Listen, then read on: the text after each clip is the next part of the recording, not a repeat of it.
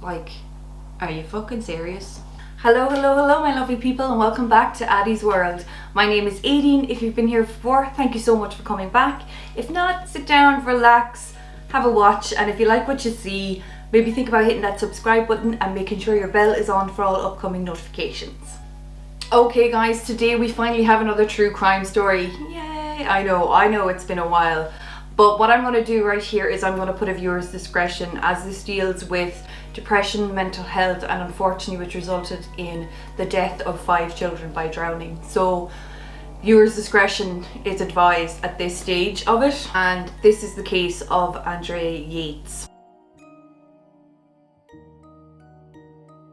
I'm going to stop talking and we're going to jump right in.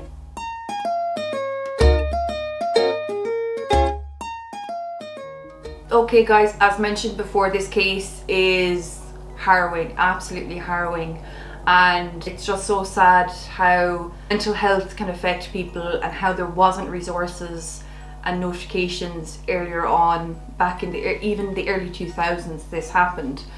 So to cheer everyone up, the giveaway winner will be announced at the end of this video. I have no idea who it is yet, as I have my trusty teacup which I have everyone's names in that made comments. So let's take it back to the 20th of June 2001 at 9:48 in the morning, where a 911 dispatcher received a phone call from a woman who was requesting the police to come to her house. When the operator questioned the woman more, was she hurt? Was there somebody burglarizing? Did she need an ambulance? She just said no, she just wanted the cops to come out. 8 minutes later, an officer by the name of Frank Stumpo arrived to the house with another officer in tow, and when he entered the house, the other officer said to him, "It's a homicide." Frank himself assumed it was going to be a male, an adult, and as he entered the house, he went further into the house and went into the master bedroom, where he said he saw a child, or a doll-like head on the bed. And as he went over, he touched the head, he realised it was an actual 6-month-old baby who was under a blanket, a white blanket, and as he pulled the blanket back he could see the tiny body, and he said it just got worse and worse as there was 3 other children lined up beside this. And then he entered into the bathroom, where he could see another child face down in the tub who had been drowned. A little while later, the husband, whose name's Russell, aka Rusty, arrived to the scene. He wasn't allowed to enter the house. Andrea herself was sitting down, despondent, very cold, like very lifeless on the couch, and he could have been heard to say, "Andrea, you finally did it. You really did it." So guys, this case from the get-go is harrowing. It's heartbreaking because you can go either way with it. Is it mental illness? Was this woman very cold, very heartless? Did she just want out of everything? So what we're going to do is we're going to rewind and go back to the very start. So Andrea P.A. Yates was born on the 2nd of July 1964 in Hallsville in Houston, Texas.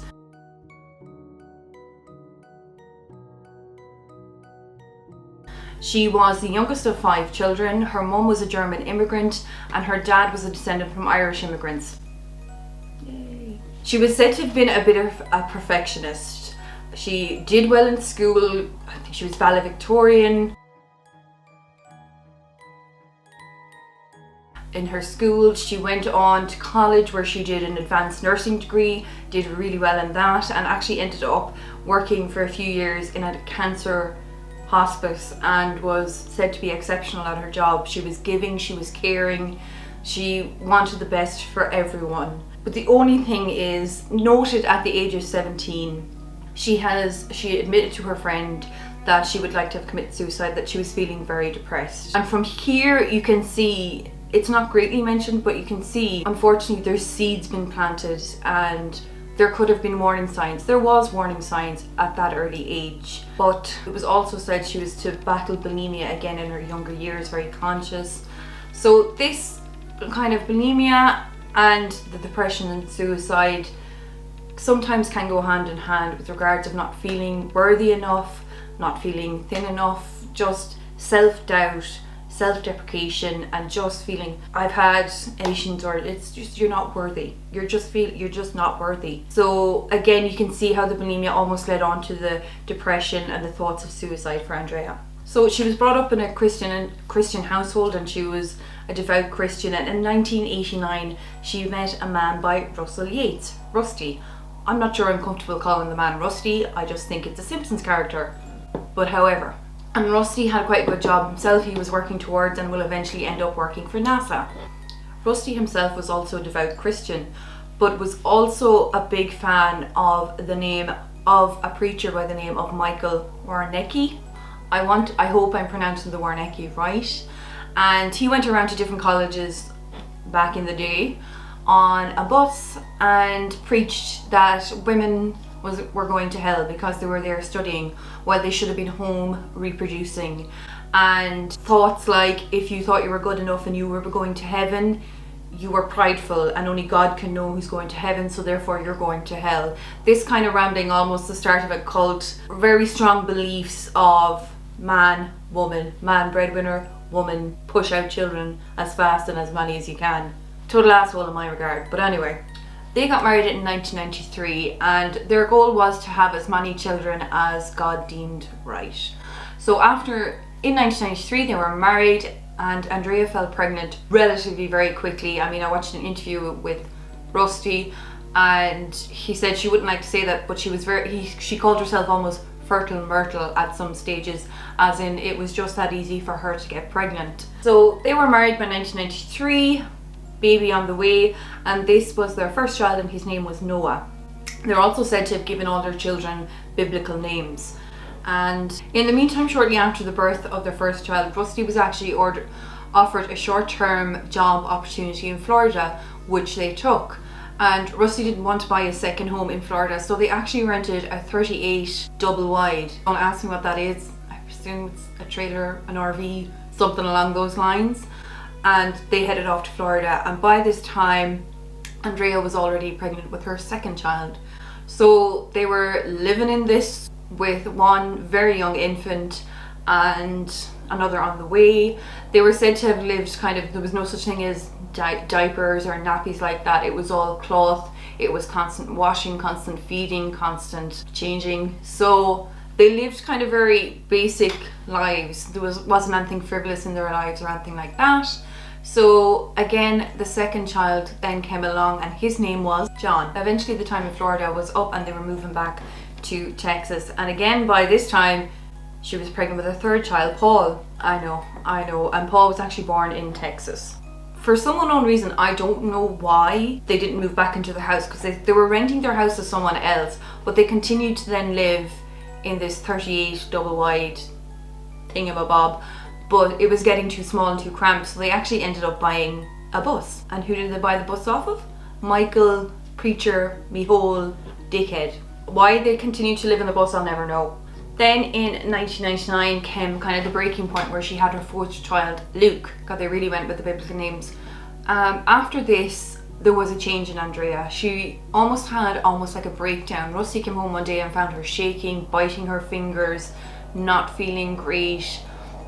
And there was thoughts of that she wanted to commit suicide, because she was having thoughts that she didn't want to hurt her children. She wanted to harm herself.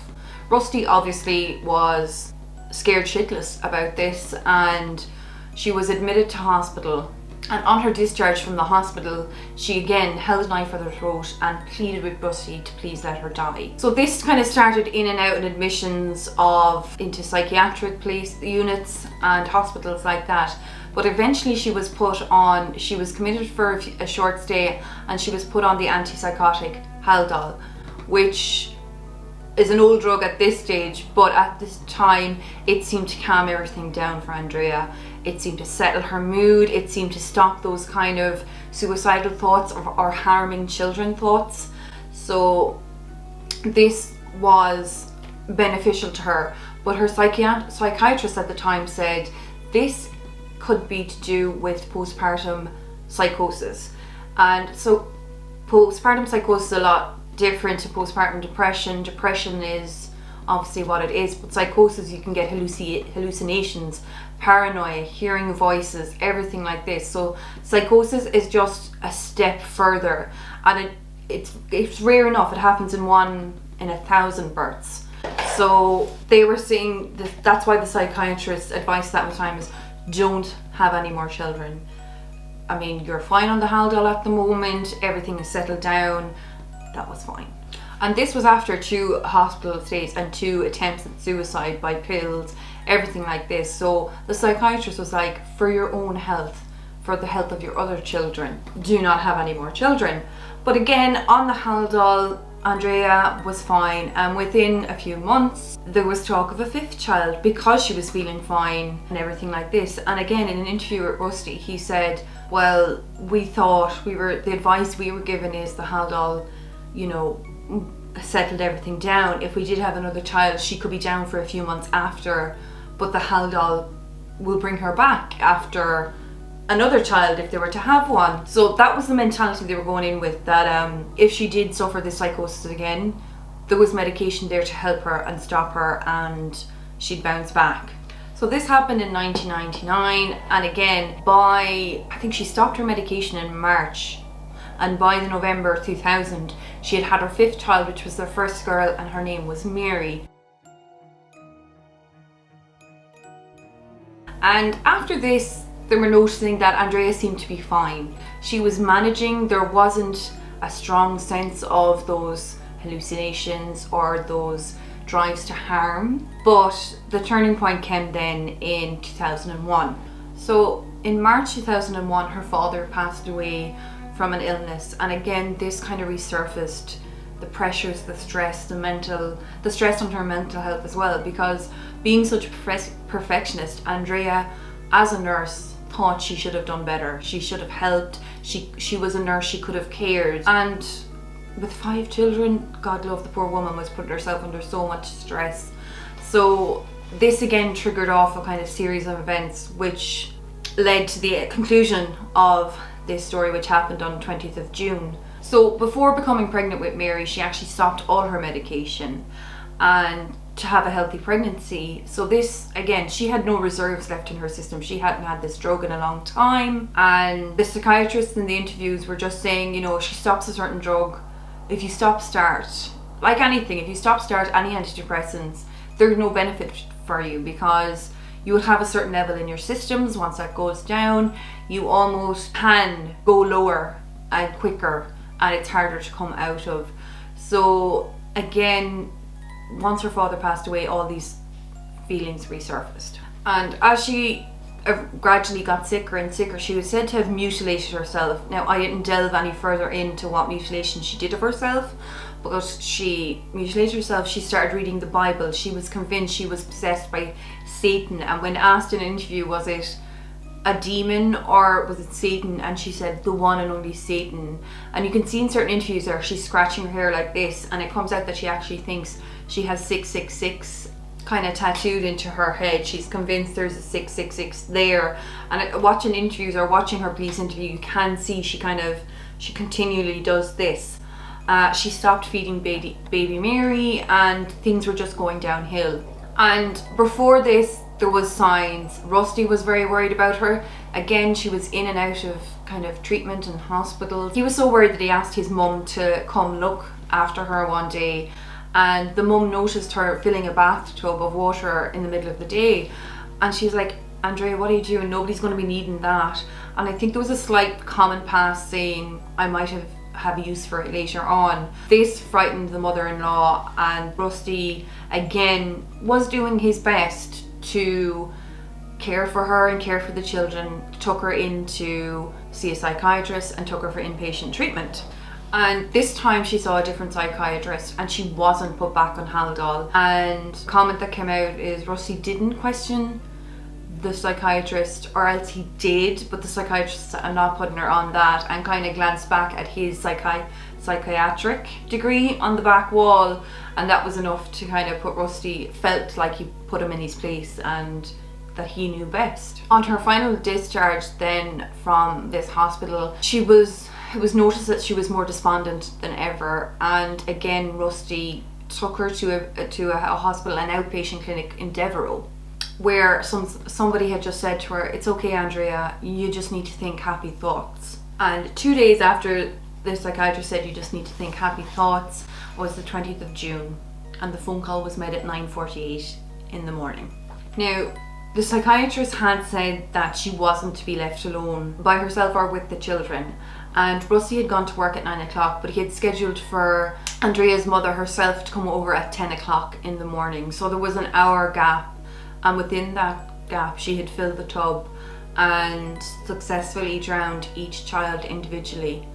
And the harrowing thing is, yes, they were young, but I think the eldest one, Noah, who was 7 at the time, it was said that he struggled against her and eventually got his head up a few times and he said, "I'm sorry, Mum, I'll be good." He thought he was being punished for something he didn't realise. And at this stage, they realised that her devout Christian and the beliefs of Michael, the preacher dickhead, were very much embedded in her. One, she thought she was Satan. Two, she was fearful that her children were all going to grow up to be evil and they were all going to go to hell. So another reason she drowned them was to prevent this from happening. She was convinced one was going to become a serial killer. One was going to be a mute homosexual prostitute, like all these things, and she wanted to prevent them from going to hell. This was her thought belief. So by killing them, she was in her own head guaranteed that they would go to heaven. Again, Andrea was said to have cactodemon, which is a belief that she is possessed, as I said, by Satan, and not just a demon, it was by Satan himself, and he was telling her to prevent the children from becoming evil, they would have to be harmed. And it's just so sad that this woman was clearly had a history, starting from a young age, with bulimia and depression and thoughts of suicide, to gradually becoming more secretive with each pregnancy, to having the breakdown with the 4th pregnancy, given the advice not to have any more, and thinking that the Haldol would work and it not being prescribed. Like, it's so hard to make a decision in this case, because was this woman purely evil and wanted to kill her children? She wanted out, she couldn't handle the pressures of having 5 small children. She was homeschooling at the time, there was kids being fed, teaching, changing diapers, everything like this, a lot of washing, because again, no plastic, they were living a very basic life. But they had moved into back into a house at this stage, so that was the only saving grace there. But was she under such pressure, such stress that she snapped? Or was she evil? Did she just want out? She didn't want the stress, she didn't want to have to care for 5 children. And public opinion at this time, it was early 2000, postpartum depression, postpartum mania and psychosis wasn't really thought of much. There wasn't a lot of basis to support any of these things happening. So a lot of the public opinion was like, she's a cold ass killer, hang her, kill her, do whatever you want to her. And her trial began in February 2002, and again, this is where the stories of the eldest child putting his head up, trying to get out of it, and then there was this just broke my heart. I cried when I heard this, that John, one of the boys, was so good to his baby sister Mary that when they both passed away, she placed baby Mary in his arms, because he was such a good big brother and he would take care of her in the afterlife. He would look out for her and he would always care for her. I mean, these are the kind of stories that were coming out, and again, these heartbreaking stories, also with no evidence and no real research into postpartum depression or psychosis and how severe they can be. Public were against her, and they were very much against Rusty as well, because Rusty said, you know, this isn't my wife, this isn't the woman, she loved her children, and he was trying to be supportive to her, because I think being through it all, he knew how sick she was. He knew this was a progressive disease and he had witnessed it, he had tried his best. But what Rusty did was talk a lot to interviewers and smile and, you know, answered questions and stuff like this. So again, a lot of people queried, was Rusty in it? Was he an accomplice? Obviously he was in work, he wasn't. He didn't want to lose 5 children. So it was just, the trial was just a circus, and it not only made national but international. It went worldwide. A woman killed her 5 children. So there was 2 psychiatrists then, one for the defense and one for the prosecution, and it came to that they both decided in certain things that she was mentally ill, severely mentally ill. She knew what she was doing, but they differed they differed on the premeditation of it. The prosecution brought in, he was a psychiatrist that worked on, I think it's Law and Order. He helped kind of give background on mental illness in that, and he said it was premeditation because there was an episode of Law and Order or some program where a woman had killed her children by drowning them, but she had got away with murder. And this sounds so ridiculous to me that this was a reason, because it was an episode, so she knew what she was doing. It was premeditated murder because she saw this, she got the idea, and that's how it went. And from that alone, really, she was convicted. Now, she wasn't given the death sentence, but she was given 40 years in prison, which is heartbreaking because you watch interviews, you see the woman, she's lifeless. There is no life, there's no spark behind her eye. She is just telling this in all her interviews and with the police and everything. So it was heartbreaking, and she ended up getting 40 years. And the defense for her were just, they couldn't believe it because they could see she was so clinically ill. And the jury came to this decision within 4 hours, and it was capital murder. But from there, the defense started to work on appeals straight away. And it was said, the lawyer and the psychiatrist for the defense were said to have gone back through every episode of Law and Order and find out this episode where they thought she could have seen and came up with this idea, and they could not find it. And they said they were then put in contact with the producer of the show, and the producer of the show said, although I respect my psychiatrist that I've working on my show, he goes, that has never happened. It has never been filmed. We've never come up with that storyline. So upon that alone, it was grounds for retrial because there was misinformation given by a state psychiatrist. And that pushed it on, but it was 5 years later. So she spent 5 years in prison. And her second trial began the 26th of June 2006, which is haunting, I think, because this happened on the 20th of June 2001. So 5 years she spent in prison. And then within this space of time, it had been much more talked about, much more research with regard to postpartum depression, postpartum psychosis. And it was kind of a 180 on her public image. And this is terrible to say, her public image, but purely people could understand there was a mental health issue there. It wasn't that she was cold, she was heartless, she was sick. She was genuinely sick, and she had sought treatment, got treatment. Unfortunately, it slipped through the cracks on the last one, and it resulted in this catastrophe of 5 children being drowned and murdered. After a month of testimony and 13 hours of deliberation, it came to it that the actual jury requested to see a picture of all the 5 children individually. And what happened in the jurors' box is they took 2 minutes for each child, 2 minutes of silence for each child. And when the juries come back, a lot of them were crying, a lot of them were upset. One of the lawyers for the defense said it was the most poignant thing he's seen in his 45 years of studying and practicing law, that they took the 10 minutes to grieve for those children, for the tragedy that had happened to those children through no fault of their own. Eventually, the verdict came down that she was not guilty by reason of insanity, and she was referred to a high maximum security kind of mental health facility where she sought treatment. And then a few years later, she was then reduced to a lower kind of risk, but still in a mental health facility.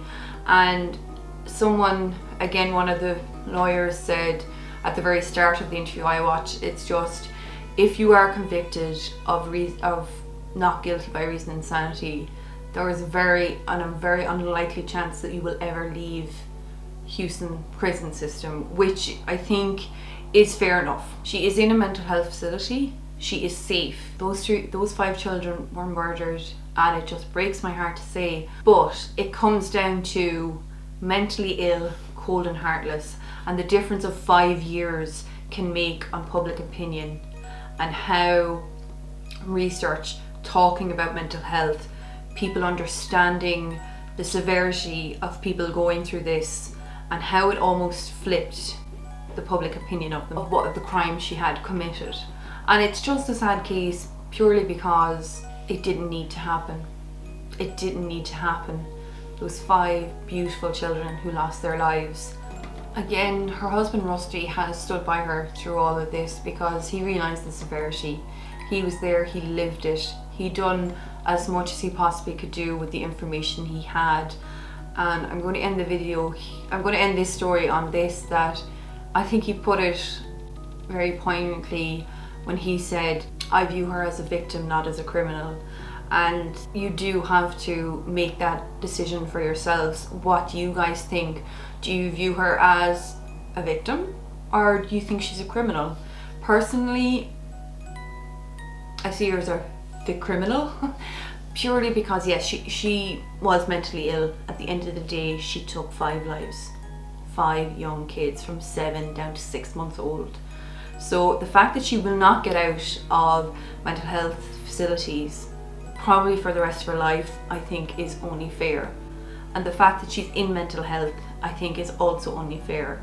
I don't think you could put someone like that in prison, untreated, unmedicated, and expect them to thrive and live and get better. So that's just my opinion, guys. Let me know what you think down below. So that is unfortunately the very rough, as I say, I did have this recorded yesterday and my microphone wasn't in, so I hope I can get this up for you tonight with the giveaway. But that is the very harrowing, heartbreaking, controversial case of Andrea Yates and the death of her 5 children, Noah, John, Paul, Luke and Mary. Okay guys, it's come to the time. It's come to the time of the giveaway. Again, I just entered everyone's. I don't have a technological way of doing this. I just put names in a hat, literally. And I just want to say thank you for everyone who entered. There will be another giveaway, hopefully coming this month. If my Birchbox and Glossybox ever get here. I'm still waiting on my one from January, and I'm still waiting on my Raw Beauty Christie / Colourpop collection. It's now in Brazil, so. But other videos I have coming this week, lads. I got my order. I don't know if you can see it in the background. I finally got my inky stuff. I'll go through what I've got. Obviously, I don't have anything yet. I'm going to give it a month's try. I've got a KVD Vegan Beauty try-on coming. I have Cash Beauty, the Crystal Lights. I just got the full collection of that. And eventually I will have a Too Faced try-on as well coming, but that's another order disaster. But, okay. Who's gonna win? Okay, I'm such a child. The winner is, hey! So, I don't know if you can see it, it's Amula99. My love, get in contact with me on Instagram, Addy2811, and send me all your details and we'll get this. So that's the Blood Sugar palette and Glossybox for December and January. Congratulations, my love, congratulations. Delighted for you. Okay guys, if you've lasted this long, thank you so much for sticking with me. My poor future brother-in-law is upstairs about to do a job interview, so I'm gonna wrap this shit up. So thank you so much for sticking with me today. Yeah, Wednesday, I won't do a Weird and Wonderful Wednesday this week. I will probably do the KVD try-on because, I'm not gonna lie, it was expensive and I really want to try it. So I will see you Wednesday, hopefully around 5 my time. This one will probably go up a bit later. As I said, I've got to film and edit it. So, mwah, mwah, mwah. I love you, thank you so much for watching, and I'll see you in the next one. Bye. Congratulations, Emma! 99! Okay, I'm definitely gonna